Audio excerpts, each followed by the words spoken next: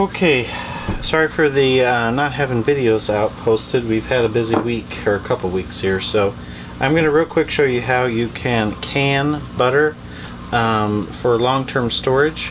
So I'll just first, we will take some just regular unsalted butter that we got for $1.50 a pound on sale. So we will get these.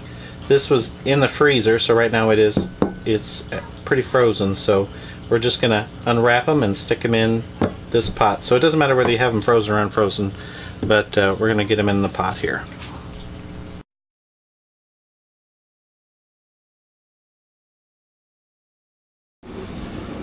Okay, so we've taken all of our butter and peeled off the wrapping. Again, this is butter, not margarine, and so we're just going to put it on a low heat on the stove. As you can see, I put it on a low heat and it is starting to melt.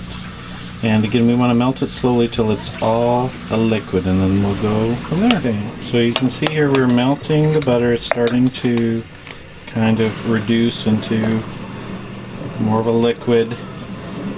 Again, it's on a low heat because we want to, again, this would have been a little faster if we would have used melted butter, but, or room temperature or softened butter. So, but right now we're just trying to get it melted. Okay, so now we've melted the butter pretty much now that it's just liquid. So we're going to increase the heat to a medium temp so we can get the butter to a boil. So the goal of this is to separate the oil from the water, basically making a ghee. So we're going to have the milk fat float to the bottom, we're going to have the water evaporate, and then it'll be pure oil. So this cans and preserves a little better because it doesn't have the water or the milk to go rancid. So I will show you what that looks like here in just a minute. Okay, so now we've got the oil is boiling, and you can kind of hear that popping sound. That is the water separating from the oil. So we will let this kind of just sit here until it turns to a mild golden brown and the fat has rested on the bottom. Now this foam on the top, some say that you scoop it off and kind of filter it off, but, and I'll let you see that all I do is I just let it sit here and just kind of cook.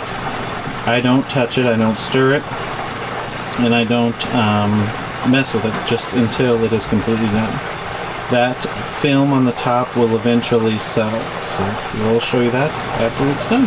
Okay, it's been about 15 minutes and you can kind of see the top is starting to just kind of hold together a little bit more. It's not as bubbly or frothy, so that's what we want. And you can see it's still yellow, it's not turned golden just yet, so we'll just continue boiling it until we get to that level. As you can see, it's starting to turn a little golden. The top is starting to just kind of getting almost a crust, and that's what you want. That like milk fat and stuff that floats to the top. Again, it just kind of almost turns into a hard caramel, and then you're able to just strain it out. So we'll just continue. It's on a medium-low heat right now, and we will continue boiling until the crust begins to start. Okay, so we're not quite done, or we're not to the golden stage. I just wanted to show you. I'm going to take this spoon, and you don't want to, you know, stir it too much. I just wanted to show you. You can kind of see at the bottom of the pan there, that darkening. That is the milk fat just settling to the bottom and causing it to just brown, and that's what we're wanting. That's why we don't stir it. So you can kind of see there that browning happening at the bottom. That is exactly what we want. So we're going to continue letting it cook for just a little bit longer. Okay, you can kind of see now that the foam is kind of gotten these like dark crystals of the milk fat that's kind of again turning into a caramel, and it's kind of accumulating on the sides. So this is about to the point where we want. As you can see, it's still got a little foam on the top. Sometimes they do have some a little extra. I'm not sure if it's just the brand or what, but that will all be filtered out. So we will take it off the heat now, and we will start straining it. Okay, so now we're going to have, this is a glass Pampered Chef, just a measuring bowl. This is just a wire mesh strainer. And I put a regular coffee filter in it. You can use cheesecloth or paper towels, but I prefer the coffee filters because it filters a little more finely, and it just makes sure that it doesn't give your some of the paper towels and stuff like that can have like scents in them or something that can change the flavor of your butter. So this way, this just gives me a little more control over the flavor of the butter. So I just take my ladle and I just slowly, especially when you first add your oil to it, it strains pretty good in the beginning, and then the oil starts to settle a little bit in the filter, or in the coffee filter, so it does take a little bit later. So we just will sit and just kind of spoon it in, and you can kind of see the bottom is starting to look dark, and that is all that milk fat that is just kind of burned on the bottom, basically, or caramelized on the bottom, not so much burned. That's why you use a low medium heat, because it can burn, and then it will give your butter more of a burnt taste than a caramel taste, because this will taste pretty similar to like a mild caramel.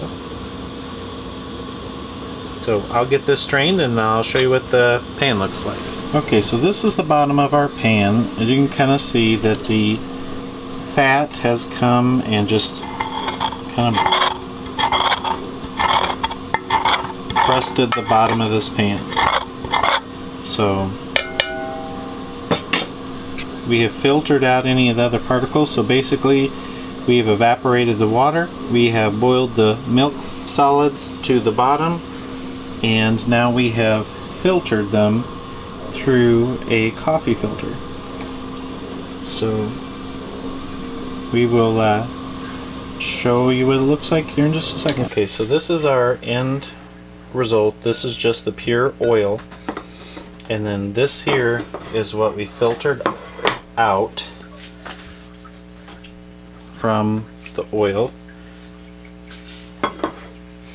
So sometimes it can be darker or lighter. It depends on how much extra time you want to. If I would have reduced the heat just a little bit more, it would have taken a little bit longer, but it would make it just a little more golden than it is. This is a little darker than what it normally looks like. So my jars are getting sterilized, so we will get them poured in jars, and then we will show you how, or I'll show you how I can. I'll show you how I can it, or put it in jars. This is just again how I do it, not necessarily how you know, instructions that I've been given is how to do it. So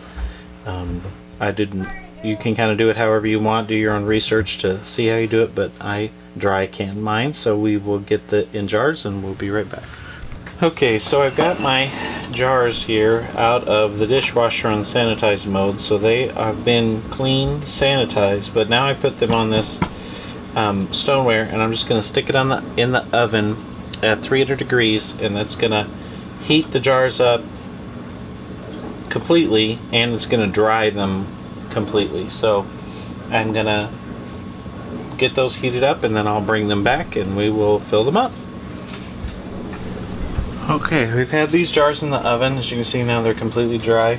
So we'll just take our oil here and our little ladle thing. This whole room smells like caramel now, because it's exactly what this smells like because of the caramelizing of the milk fats. But this does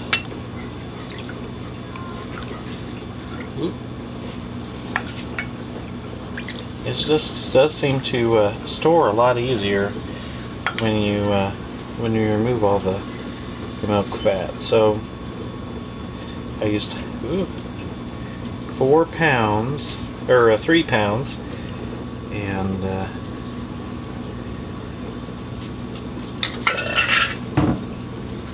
I got 6, so it's half a pound per jar basically, I guess, here. So there'd be 1, 2, 3, so it's 8 ounces or a cup. I'm going to move some of this over here with a spoon because this one seems to be a little lower than that one, so this one seems a little bit fuller, so we'll even those out and get right back here. Okay, so we have them evened out, so I'm just going to take a paper towel here and just make sure that all the oil is off the rims. There's no particles and nothing, so I don't want to use water because I don't want it to, so I'm just using, again, just a paper towel. The oil will kind of help it seal because it kind of keeps the seal moist. That's why you usually put a little dab of oil on your seal before you use a pressure cooker. Okay, so let me get the lids on and we'll be right back. Okay, so we took our lids and we boiled them in some water just to kind of purify them, and then we put the lid rings on, and I'm going to put them in the oven for about 15-20 minutes just to make sure they get hot again, and then we'll be done. So I'll be back in a minute. Okay, so I just got them out of the oven, or I've been in there for about 25 minutes. You can see that the lids are popping out from the pressure of the heat, which is good. That means that they're going to seal good. So yeah, so we're gonna let them sit here and cool, and then they will tink, and that's it on canning some butter. Again, you can reduce your heat a little bit to make it a little more golden brown instead of a darker brown. But like I said, it has a very caramely taste. The darker it is, the more caramely taste it has, so it just is your preference. So again, like and subscribe, and go can some butter.